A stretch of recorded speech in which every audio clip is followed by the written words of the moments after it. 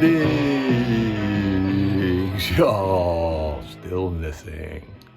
Still missing. Oh, anyways, today we are going to talk about something a little different. I haven't really delved into this topic so much yet. Um, I'm going to show off some CDs in my collection that are kind of, in a way, unique, one of a kind, you could say, perhaps. Um, Basically, I have a handful of music that I've either bought digitally or have the vinyl version, but there's like no CD that exists. You can't buy a physical copy on CD of these. So I had these CDs, I bought them and decided that I wanted to have like a CD to put on my shelf. So I decided to make like a homemade version of them. Just these one-offs to have so I could put it on my shelf. So that's what we're talking about here. I haven't gone like really crazy creating these homemade CDs. Like I don't make like really detailed like booklets or anything like that. It's pretty much just inserts. And I don't know why I'm telling you this when I could be showing you this. So let's start off with the first one, which is actually, I kind of take back what I said earlier. Like everything else is stuff that I purchased. This one is something that I downloaded because it was never officially released. And this is Karen O from the Yeah Yeah Yeahs, recording of hers called At Home. Basically, she had recorded a bunch of tracks at home. Hey, what a clever title. And somebody grabbed them and leaked them. And I heard about it somehow. I don't remember how. And quickly grabbed them to listen to them. I'm a huge fan of her and her band and wanted to hear these. And I did. And they're pretty interesting. It's very lo-fi. Obviously, it sounds a lot like something recorded in somebody's kitchen or what have you. But like I said, it was never released officially, but I had the tracks and I wanted to, preserve them, so to say, in my collection onto a CD. So I created this, and I created this artwork. This picture of her with a friend of hers may have been attached to the files when I downloaded them. I don't 100% recall. Either that or I was looking for a picture of her back around this time. She might have recorded these around 2006 or something like that. So basically, I had a template that I got from some company for the CD specs and everything like that, for all the artwork, the booklet, the CD tray, all that. And I basically used that to create this. So I made this cover art myself. I did the spines just with the title, the back where usually the tracks I would put there, but I put the tracks inside, and there was just these quotes that I don't remember where this came from. It's an Oscar Wilde quote, and there was some other quote by Karen O. I don't know. It was attached. I don't remember anymore, but it was all attached to these files. So I just used that to put on the back here, and then inside, I put the tracks on the inside. Like I said, this is just like an insert, a picture on the cover art, and then this on the back. I don't get into like folding, making booklets out of these or anything like that. The CD I burnt. I bought like blank CDs that had like a matte finish that were silver that could be printed on. You can also get white ones, but I find the silver ones look better when you print on them. And I burnt the CDs to them, and I printed the artwork on here. Actually, I didn't. I sent the files to some friends of mine who work at a company in New York who had a much better printer than I did to print directly on the CD. So they did that. And a lot of times I kind of keep this stuff kind of plain. On this one, the inner tray, I just put her little autograph down there at the bottom. And like I said, the back's just the quote there. So that was the Karen O one, and that one was quote unquote a bootleg essentially. But speaking of Karen O, she released her album, her first solo record called Crush Songs, and in conjunction with that, she did like a short little tour and then released digitally, officially digitally released songs from the Crush Palace, which is a live record.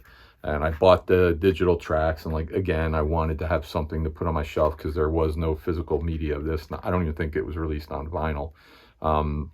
So again, did the same thing. Took the artwork for the album, printed it out, and this was released through Cult Records. So on the spine, you know, I put the information there. I usually even try to put like the record label logo there. And on the back, I took some other artwork for the Crush Palace, this neon, and put that on there, put a picture of her from the time period, and put the track listings. And again, like I said, I usually put the copyright information, try to make it look, you know, there's no barcode on here. And I'm not trying to sell these or anything like that. It's one-offs I made for just myself, but I try to make them look, you know, pretty, spot on with the record label and all that. And on the inside, I kept this one pretty plain, but I tried to use this purple and pinkish color to kind of match the artwork. And same thing again, I put the files on this CD, sent it off to some friends, and they printed it out for me. And at the bottom, the back of this one, I just left generic. So that's Karen O and Crush Palace. Same as that one. This is one that was released digitally. No physical media exists of this one. This is by a great punk band from the 90s called the Goops, who no longer are around, although they just released a digital track, like a one-off digital track recently. That's not bad, but I love this band. And a few years ago, 2016 maybe, out of the blue, long since had split up, they just released this EP with a couple of tracks on it through Soundwag called Bored and White. And same thing, I bought the tracks and used the cover art to make that. Again, left this kind of generic, put this one in a black one, so I don't even think I printed anything on the CD tray artwork on the back. Used their logo to have printed on the CD. And then the back, just used the logo again and just put the song titles. And again, you know, there's the Soundwag logo at the bottom and the copyright info. And I put it on the spine as well. So that's the Goops. Again, another one like that, also released through Cult Records, like the Karen O one. This is the Strokes EP, Future, Present, Past. No CD of this. I mean, there might be a promo, but I think it was just like in like a plastic sleeve or something like that. Maybe they released this as like a 10-inch record. Maybe, I think. I'm not positive, but there's no CD, really, official CD release of this. So I bought the digital tracks, and again, same thing, blah, blah, blah. There's the artwork there. Again, just kind of with this kind of, tan bone color or whatever. Just use that across the CD. Use the artwork on the CD. Back, I just put the couple, there's only 3 tracks, I think, on here. So just did that. And again, spine, used the record label logo and everything on that. Now this one is a case where the CD was released. It's a digipack. I think ultimately, this is gonna sound stupid, but hey, you guys seen my videos before. When am I not stupid? But this one you can get on a digipack, the CD. But I think this band only put out 2 records. I went and saw them live. And what I used to always love to do when you get the ticket from the concert is put it inside the jewel case to kind of, safekeeping.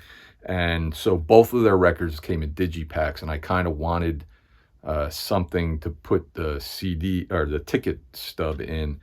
And I found that this album was available as a promo in a jewel case. It's always weird when the record company puts out the promo in a jewel case, but the official release comes in a digipack. It's bizarre. And sometimes you can look overseas and find, at least back then, this came out in 2014. Back then you used to, sometimes in Australia or Europe or somewhere, you'd find a jewel case release and you could just buy the import, so to say, as opposed to the United States digipack. But in this case, I couldn't. So, but what I did find was a promo that was released in a jewel case, and I bought that. And this is the band Hospitality and their album Trouble. So I bought the promo, came in a jewel case. It didn't have any artwork. It just had the CD. So I printed up the artwork. That's the artwork from the album. And I printed that up, and this is the actual CD. It's promo. If you buy the real CD release, the artwork, I'm sure, is completely different. And I just put it in this jewel case. There's my ticket stub for safekeeping. It's released on Merge Records. I put this sticker here, and I'll show you, like, you know, on the back, I put the track listing. I made this on the back for the track listing, and I tried to match, like, the font that they used on the actual artwork for the track listing. But if I remove that, underneath it, you know, there's the artwork on the tray, and then the back, the promo, is just this. It's got some like liner notes stuff or whatever. So that's Hospitality, another example of a homemade one. These next ones, this is real. I can't stand this when, you know, Digipack, I'm fine. I accept the Digipack. If I have a choice, I'd rather have a jewel case, but you know, sometimes you just don't have that choice. So, you know, I'll accept the Digipack. I have issues with some of them sometimes, you know, but in this case, this is the worst thing. I can't stand it when you get your CDs like this. This is by the band Potty Mouth, really good kind of pop punk band. I think they split up pretty recently, unfortunately, but I bought this directly from them. It's an EP, might be their first release, but it came in just the cardboard sleeve. No, not even a Digipack, just that. Which drives me up the wall. So when I got this, I decided I'd make a homemade jewel case, which I've got here. So, you know, basically just mimicked all the artwork on the inside. This is the actual CD that was in that cardboard sleeve. Just put this little bit of artwork there. And then the back just mimicked the back of the cardboard sleeve for the Potty Mouth. And same scenario here, local band from Asbury Park, Dentist, really good, kind of surf punk alternative band. Same thing. I bought this directly from them, probably through Bandcamp. Came in a cardboard sleeve, and then I said, I got to do something about that. So created the jewel case here, and kept it, again, pretty simple. It's a picture of the band. This is the actual CD that was in the card sleeve.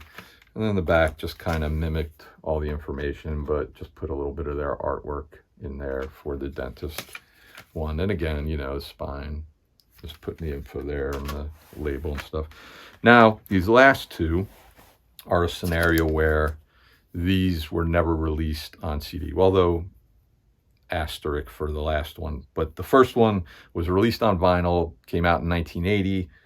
Vinyl, probably cassette, probably 8-track as well, but never was released on CD. And there are companies that reissue or like boutique CD labels that put out CDs that never got released, or put out albums that were never released on CD. There's some good ones. Wounded Bird is one. Rebellion Remasters is another really good one. But in this case, this was never released on CD, and it will never come out on CD. What I'm talking about is Chevy Chase's album from 1980. This was released on Arista. I have the vinyl album.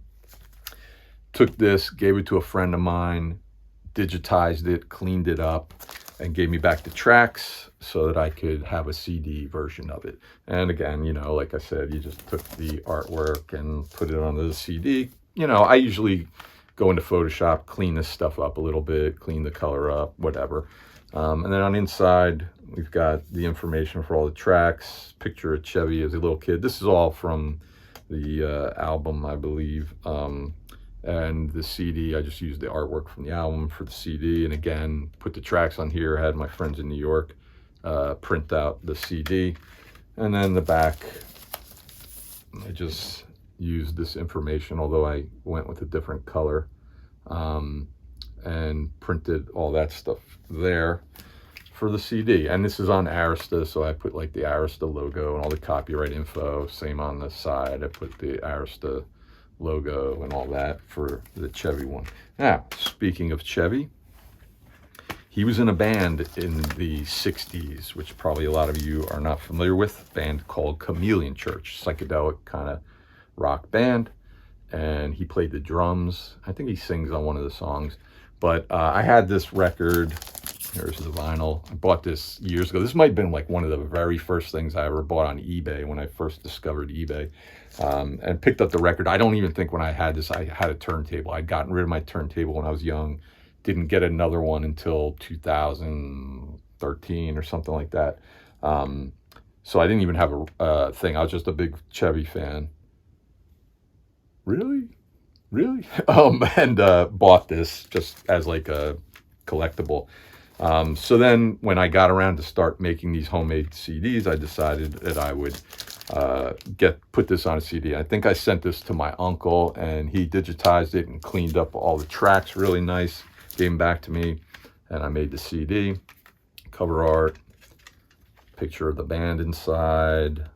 Friends printed the CD for me, and just kind of copied the info. I changed it up a little bit just to fit on the back there in Photoshop. I don't know if you can see that, but just put the stuff in there, and got this and the thing. This was on MGM Records, and put the logo on the side there and everything. Now the funny thing is, I don't even know why I was looking for this, because I had this and was happy with it. But one day out of the blue, I was just digging around, and it turns out this label, I think they're from Italy or something like that, actually released this in like the 2000s or something on CD. I couldn't believe it. It just, I mean, of all things, who would have thought this would be put out on CD? Like the Chevy Chase comedy record, I could see a boutique CD label putting that out, maybe just because of the name and everything, but like nobody's familiar with this band or knows them or anything like that. But they put it out on CD, and when I saw that, I was like, I gotta get it. And I found it, and I ordered it, and it came in this funky digipack. I kind of prefer my version more than theirs, but this is the official release, and it came, and then it's like one of those like Sub Pop does, like almost like trying to recreate an album. So the CD, the size of it is kind of all off, as you can see. But it's almost like a gatefold. I mean, they did a good job. It could have been much more generic than this, but I just kind of wish it had been like maybe in a jewel case or something with a booklet or whatever. But they kind of mimicked an album. Here's the back. And they put it in like the CD came in like a sleeve inside. But as you can see, I mean, wasn't too far off if you look at the back. Theirs is pretty similar to mine. But yeah, that's my homemade CD collection, and these are what I want.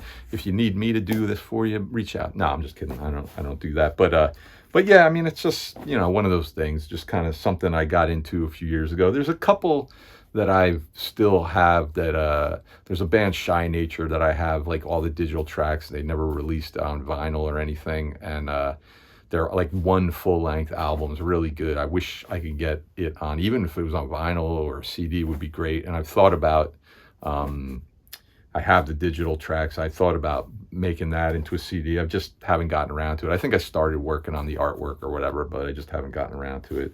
These are all from a few years ago. None of these are real recent. I haven't done one of these in a while, but yeah, if you got any other weird little things that you do with your CD collection, by all means, let me know. And thanks for tuning in, listening to my nonsense, and I'll see you the next time, and maybe I'll have a tooth. Who knows?